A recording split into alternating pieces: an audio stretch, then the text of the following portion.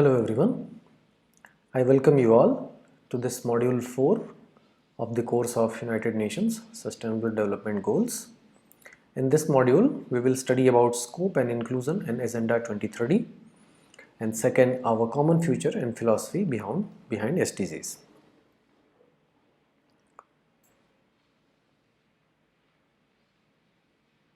So the topic first.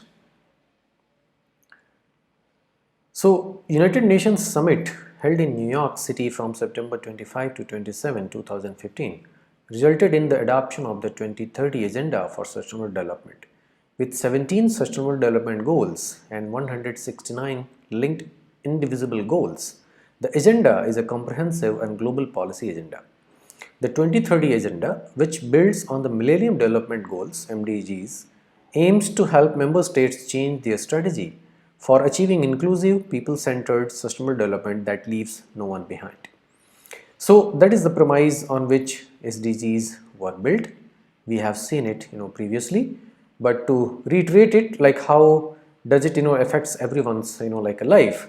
So you can see in this, like a cycle. The illustration, like shown over here, this cyclic illustration. So in this one, we have beginning from the number 1, which is very individual household or individual like a centric, no poverty, zero hunger, good health and well-being. Then again coming down to their future, well, this is for the utmost, like a survival with the good health, and survival with good nutrition, survival without any lack of resources because of the like economic challenges. Okay. And then coming down to like how one can like build anyone's future, anyone's family's future, quality education, and then coming to the social issues just such as like a gender equality, even larger environmental issues such as clean water and sanitation, affordable clean energy, then decent work and economic growth where like everybody gets equal opportunity, access to the facilities and chances to work in the mainstream like a society. Then finally moving on to the even larger ones, industry, innovation and infrastructure, like how the infrastructure of cities, towns, villages, and any place of living, should be established, and then reduced inequalities. Yeah, and then again coming down to the social challenges, and the shortcomings which are still existing in the society in different parts of the world. So in any form, how we can like reduce or bring them down to zero. And then further again building on the community, like sustenance and all of those things, sustainable cities and communities where they both work for each other, they work both in the cohesion. And then consumption pattern, sustainable consumption pattern, as we know, like in the recent decades, the consumption has risen like very high. Earlier the society used to like have like a short supply of things. There were not very like a multiple options available of any product such as mobile, furniture, any of these things, even like garments, apparel, etc. But now there are many more. So well, that has like helped suffice the need and requirement of the people. But now it is going a little beyond like that real fulfillment. Now it is going towards like excessive consumption, towards excessive like a similar wastage and all of those things. Then global phenomena, controlling climate change by collective efforts, and then handling two things which are like interrelated. We know the world has two lungs through which the world's like oxygen gets supply. The one is of course from the trees, and the second is from the like oceans, that aquatic like a marine like a lives from there. So both of these, and then much larger and global issues such as peace and justice, because only in a peaceful and just system one can have access to the basic necessities for and their fundamental rights fulfilled, right, or even like other things fulfilled, like such as educational systems, health facilities. All of those things will be able to work in a place where there is like a order, there is law and order, there is a like hierarchy, there is a kind of like a organization in the society. And yeah, partnerships, because no one can like live alone, no one can like fight alone. Okay, so we need each other's like helps, and this is where like these 17 SDGs are moving like very nicely, very intricately, which touch every all of us like our lives. Now little going back behind in time, like how MDZs also had like a some like a targets and things in their mind, and how the whole thing has taken up, because MDZs were the like a first set of organized like a goals at global level, which were launched by United Nations. Okay, and well, we have come a long way like down that line, and we are at the current 17 SDGs. Okay, further down the line in the year 2030, when this agenda will be fulfilled to its majority of the percentage, again some new like a set of goals will be, I think, coming up. So this whole world is going to give its feedback on those things, and it will be channelized into like again renewed scenario. But first, let's see. The Millennium Declaration was operationalized within the framework of the 8 MDGs, which were established in year 2002. The declaration, which was adopted by the United Nations General Assembly in 2000, outlined the global community's collective responsibility to uphold the principles of human dignity, equality, and equity at the global level, as well as their commitment to eradicate the most severe and appalling conditions such as poverty and squalor. Okay, so you can clearly see over here, the first one talks about eradicate extreme poverty and hunger. Second one, achieve universal primary education. Third one talks about promoting gender equality and empower women. Reduced child mortality, because in the older time this also used to be like a major cause of concern. This used to be in a huge like a numbers. Then we have improved maternal health, like expecting mothers, like lactating mothers, the newborn kids, newborn like a children, their health, their nutritional like upkeepments, and then combating like several types of diseases, such as HIV/AIDS, malaria, and other forms of diseases which humanity were facing for a long time, and which used to take like a heavy toll. And such some diseases like HIV and AIDS, they were sort of untreatable in the older times. Okay, and they created a lot of taboo also in the society, a lot of inhibitions and like such things. So how those also things can be handled.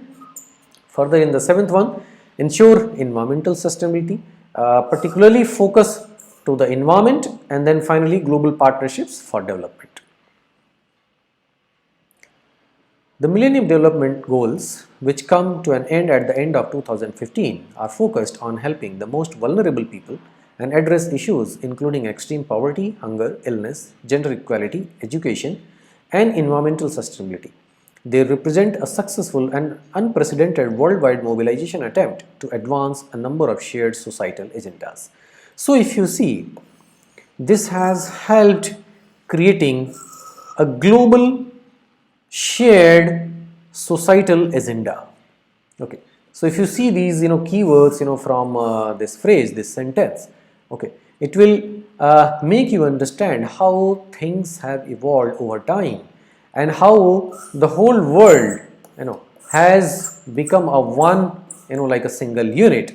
Earlier it used to be divided into like continents from here and there, like a North America, then like a South America, then Africa in the middle, and then Asia over here, South Asia here, Australia at this side, right, Arctic region here, Antarctica over here, right. And now with this like a collective and cohesive like approaches in mutual like a cooperation on sharing technology, economic activities, whether for selling, whether for buying, and exchanges in health, education, and all other sectors has reduced world to a one living entity, where like things are interconnected and heavily interdependent. Okay, so of course the like a phenomena such as climate change, this is a global phenomena, right. This is not a one country's problem, this is not a one community's problem. It is definitely not created by one person or one country perhaps. there are like a contribution from like a different countries, different like industrial like units, okay, but they are running in several like a huge like a numbers. Okay, well, different countries have like a they are like a different like a scale of impacts. Okay, that is true, like some of them have like a very small footprint, some of them have like a large footprint, but collectively if you see, this is a global responsibility now, so we all need to come together. Well, of course, if you go for the in the like a evaluating the economics of like this overall like this phenomena, of course, these countries which are like most responsible for like such a mess, they must share responsibility also in the equal share. Okay, and yeah, help other countries also, because many of these countries which are from the like a low economic like a domain range, like they are facing the brunt more, because the climate change like brought havocs and disturbances which are hampering the world's like a regular day to day life. They are feeling like a heavy like tolls, right? So these countries must like share their responsibility towards like these countries. So well, but anyways, I think everyone's like a help and cooperation is needed. That's what it means. And again, let me go back. It says like addressing issues including extreme poverty,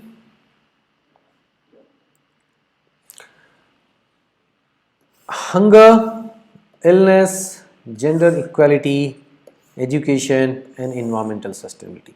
So if you see, from individual or community based issues to the global issues, these are mostly like a covered under like these heads. Then next, the MDGs encourage global awareness, political accountability, the point we were like discussing in the previous slide, like how some countries have like a larger impact and some have like a shorter impact, right? So how like that political accountability can be like established. Increased monitoring, because we need to know like every year, every quarter of the year, to understand what is going on in which part of the world at what rate. The mobilization of epistemic communities, civic engagement, and public pressure by organizing these priorities into an understandable set of 8 goals and by defining quantifiable time-bound targets. To achieve the MDGs, several nations have made important strides. Nearly half of the developing world had a daily income of less than 1.25 US dollars in the year of 1990. The base year used to gauge MDGs progress. So if you see, this is a factual information for you. Year 1990, and this per day like an income of like 1.25 US dollars became the base comparison, became the base year for gauging like a one's like a level of economic prosperity, and subsequently for gauging the MDGs like a progress. So the World Bank poverty line used during the MDG period. So this defines like this thing. Less than 10% of the world's population currently live on less than the equivalent of 1.90 US dollars a day, measured in year 2010, according to recent World Bank figures. So of course this requires like a huge like a progress. So over the years you can see things are improving, but still there is a huge like a margin where like improvement is needed. In addition, the risk of a child dying before the age of 5 has practically been cut in half, and the worldwide maternal mortality ratio has decreased by 45%. Well, of course, there are like a number of success stories, like if you want to like see what are the like results these MDGs and SDGs are bearing, so you can see one of the best examples, like a child like a kids dying before the age of 5 years has practically been cut into half. Okay, so that means 50% reduction, okay, in child mortality rate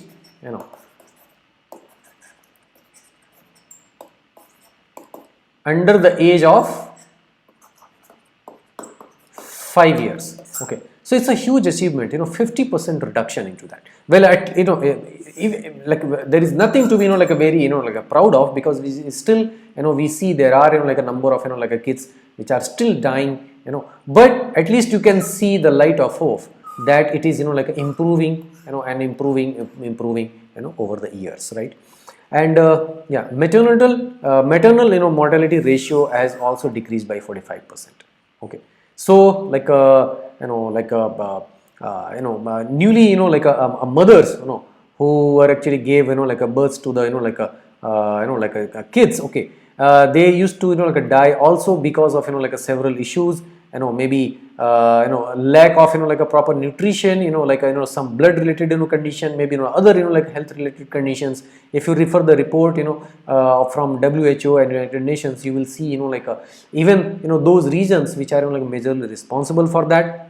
Okay, and these are the of course improvement figures, and those studies which indicated for what reason they are dying. Okay, those reasons were actually worked upon. Okay, and over the years we are seeing some positive change into this. So for example, if they are dying of like some blood related issues such as like lack of iron or something like that. Okay, so with the help of like several schemes, and nutritional like supplements given to the like expecting mothers, lactating mothers.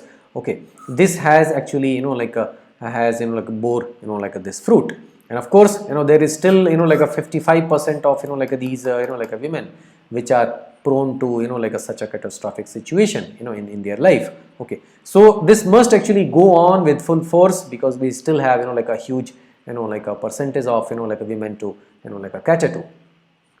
According to the UN Millennium Development Goals Report 2015, since 1990, over 3.3 million malaria deaths have been prevented.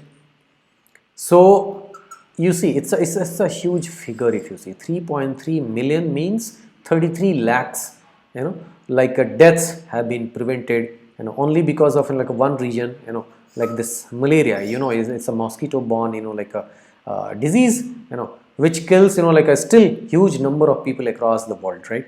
And there have been 1.4 million fewer new HIV infections.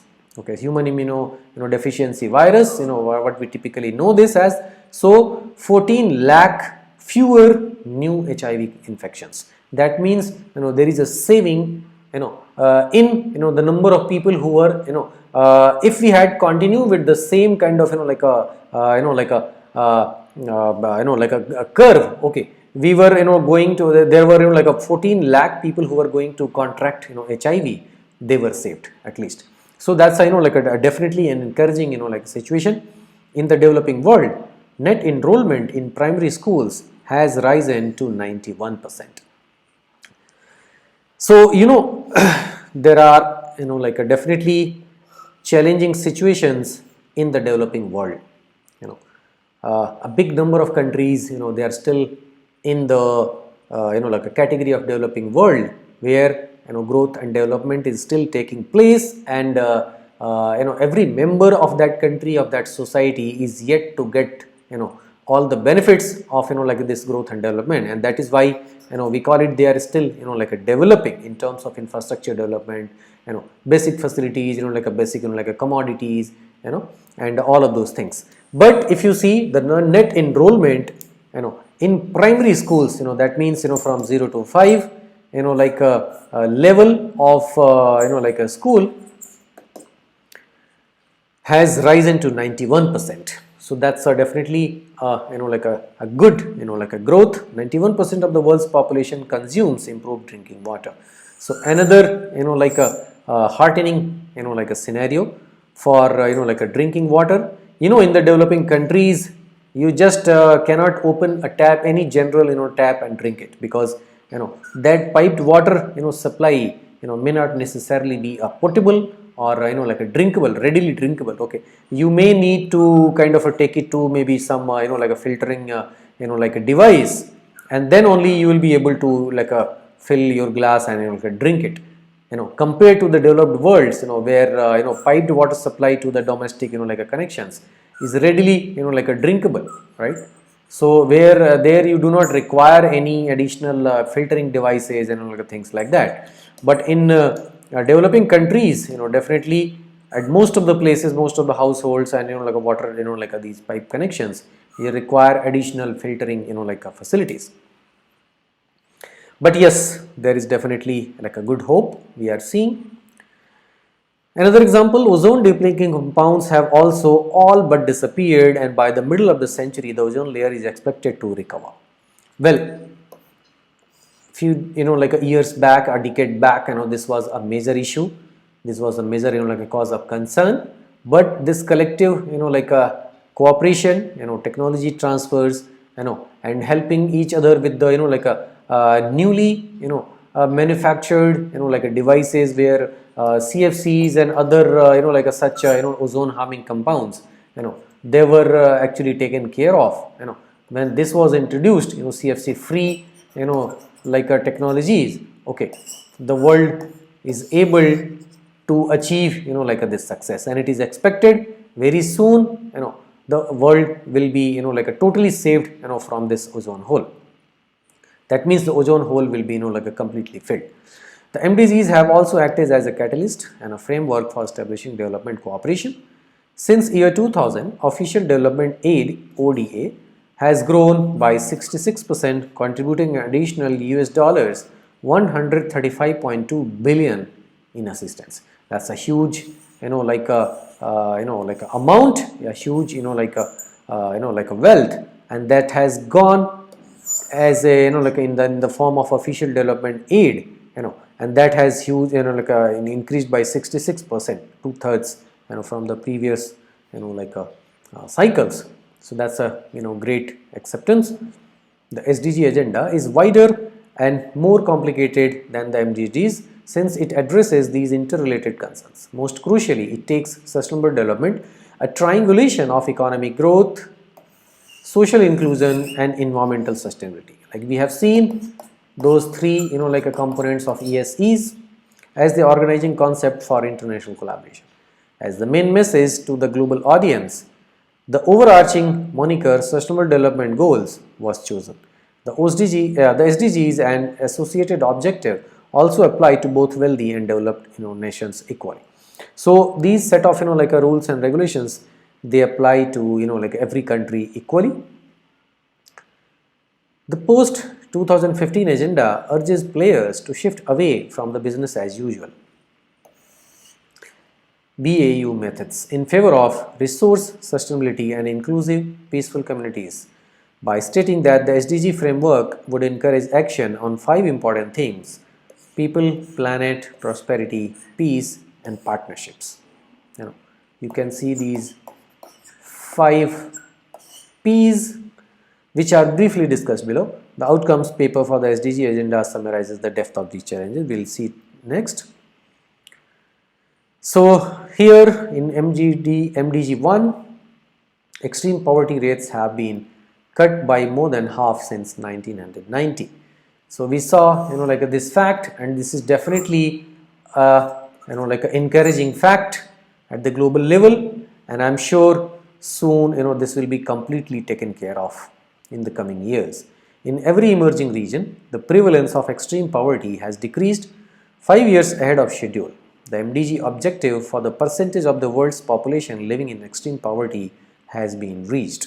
So a very good like a like a news, very good like a result you can see over here through this graphic. In 2010, there were about 700 million fewer people living in extreme poverty than there were in 1990. Despite this remarkable global achievement, 1.2 billion people continue to live in abject poverty. So of course there are like you can see 700 million fewer people who are like living under the BPL, below poverty level, that level. Okay, but still that's a good like a thing to like like a be like proud of. But still I think we are not even close to the a final target. There are still, if you can see, like a 1,200 million people, 1.2 billion people, living below that level. So it still is still a mammoth, like a task to do at global level. However, the proportion of undernourished people has decreased from 23% in 1990 to 1992 to 15% in 2010 to 12. So the percentage of undernourished people, like we saw under like SDG third, like a well-being of the like a human body, right? So in that well-being, there is physical and psychological and all sorts of like a conditions which take collectively like help for like a well-being of a person, right? So in that physical well-being, if we focus for now how this can be taken care of, so for that like a proper food and nutrition. Just food is not enough. The food should be carrying like those nutritional elements which help like the person, which are the basic necessities of the human body. Like we know, at the lack of like a vitamin A, B, C, D, like what happens to the human body and how the body actually becomes diseased and becomes underperforming, and then it becomes a liability on the society, right? So it is a kind of always a negative kind of situation if a person actually falls sick. First, it is not good for the person himself, it's not good for like his or her family, it is not good for his or her like a employee like a employment place, it is not good for the overall society, for the whole country, for the whole world. So if you see, this is this chain is so interlinked, it's so kind of interdependent. But good thing, that percentage had reduced to like a 15 from 23. With concerted action by national governments and international partners, the hunger target can be achieved. Though there has been some progress since the MDGs were established, there is still more work to be done, of course. In South Asia, there were 22.3% of people living in extreme poverty as of 2011. Very close to like a 1/4 of the population. If you just go like by percentage, like a certain, okay, a little more. So that means like a huge like every fourth person like a close to every fourth person is living in extreme like poverty as of 2011. Not very far, just 11 years 12 years back like down the line. Okay, whereas the percentage in sub-Saharan Africa was even staggering at 44.3%. We know like these African like this African continent, like we have this like a Sahara, like this Sahara zone. Okay, this is like this desert like a zone, and sub-Saharan like Africa and close to like this region. Okay, so here 44.3%, close to like a perhaps one in every 2%. That's a huge like a number. It means like how far behind we are on the overall like a growth and development. Like how can we say with these numbers we have developed, right? There's such a like a painful kind of like a statistics to witness, but of course at least UN has taken like this lead and things are improving. Okay, so that's a wonderful like a thing on the like everyone's like a part. Okay, the least developed like a nations, landlocked developing nations and tiny island developing states in particular continue to lag behind because they have structural development obstacles. So if you see certain countries which are landlocked, means they do not have access to the oceans through which they can enhance their trade and like exchanges through sea route, ocean route, right? And tiny islands where they have like a very limited, extremely limited like resources and land also to have their own infrastructure like and manufacturing things in place, right? They may be having very short like number of people living at that like a place. Okay, so that also is not enough or sufficient for creating an industrial revolution sort of like a thing. Okay, so they are anyways, if you see, they have like a limited scope, limited like opportunity in terms of like a such like a growth and development things. Okay, so they are in a way, you can see, are the like more victims like to this like a phenomena. Okay, so how they can be helped to improve on these conditions. The most vulnerable groups in many civilizations have not advanced much. So over the years, over the decades and centuries, if you see, okay, their growth and development is not very like a significant, right? So that is definitely a matter of concern. Young people will suffer the most from the crisis as a result of the economy's decreasing growth, which will result in further job losses. So this kind of activity actually further leads to the like a devastation in the social level. The worldwide economic and financial crisis has caused a gap of 67 million people without jobs, with the number of unemployed rising by 28 million since 2007 and an estimated 39 million people quitting the labor force. That's a staggering number. According to recent estimates, 60.9% of employees in the developing world still live on less than $4 per day. Despite the fact that the number of workers living with their families in extreme poverty on less than $1.2 US dollars per day has decreased significantly over the past 10 years by 294 million.